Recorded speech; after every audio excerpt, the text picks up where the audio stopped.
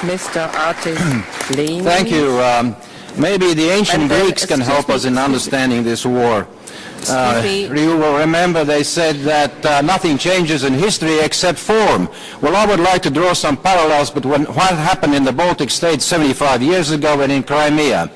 In the Baltic states, true, we didn't have little green men, but we had overwhelming Soviet forces, thousands of tanks roll across the border, and then, believe it or not, we had a referendum election where 97% of the people in all three Baltic states at the same time decided to join the Soviet Union. And in Crimea it was also 97%.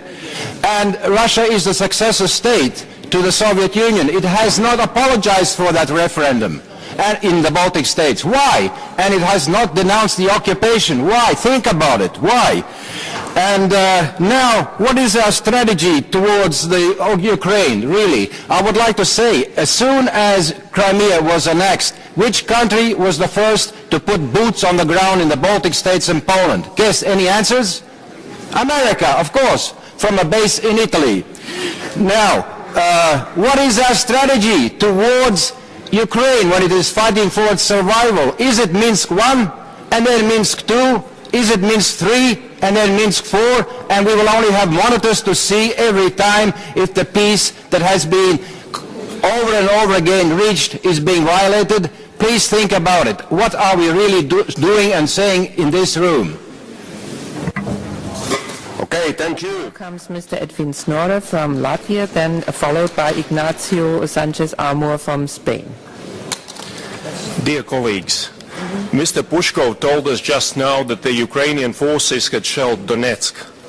If we open the news, even the Russian news, we can read in black and white that the OSCE observers on the ground reported that it was not Ukrainian forces, but Russian-backed separatists who were responsible for this shelling.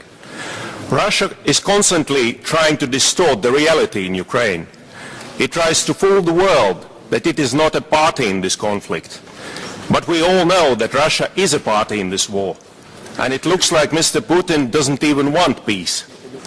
He wants to subdue Ukraine, whatever it takes, even if he had to drown it in blood. We must not let that happen. During the past century, there has already been time when the world stood by and watched how 7 million Ukrainians were deliberately starved to death by the Kremlin in the man-made famine. Ukrainian nation has gone through unimaginable suffering. We must help them now so that the loss of innocent life is stopped. I call on the OSCE members, and especially on the Great Britain and America, the countries which guaranteed the territorial integrity of Ukraine by signing the Budapest Memorandum. Help Ukraine to fight against the foreign aggression. Give military aid to Ukraine, which it so badly needs. If Putin is not stopped now, the bloodshed will continue, and all those innocent souls will be on our conscience if we once again will just stand by and watch how Ukrainians die. Thank you. Thank you.